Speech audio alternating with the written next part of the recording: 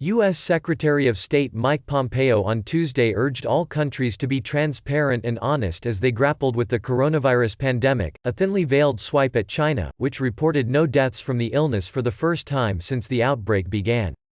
Speaking at a State Department news conference, Pompeo did not mention China by name and avoided harsh rhetoric he has used recently.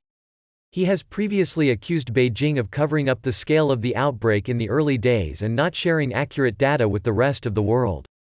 He also refrained from using the term an LSQUO, Wuhan virus, a term that refers to the Chinese city where the outbreak originated late last year but one that has angered China.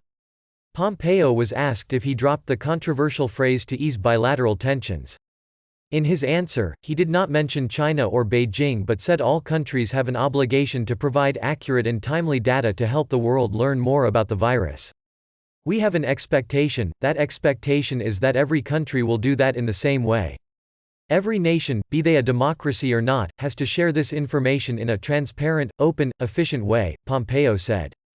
The shift in tone comes after a March 27 phone call between U.S. President Donald Trump and his Chinese counterpart Xi Jinping, after which Trump also dialed down his criticism of China's handling of the virus.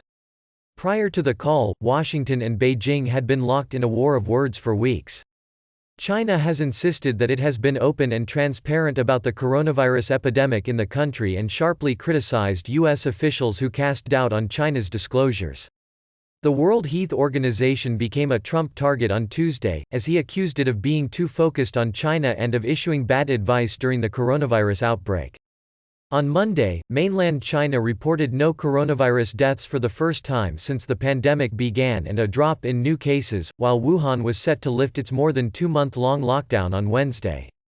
Pompeo also said the United States was going to keep critical medical supplies inside the country, given the domestic need, but announced that Washington was ready to provide more funding to help fight the pandemic globally. Today I can confirm that we are prepared to commit an additional $225 million in health, humanitarian and economic assistance to further boost response efforts worldwide, he said.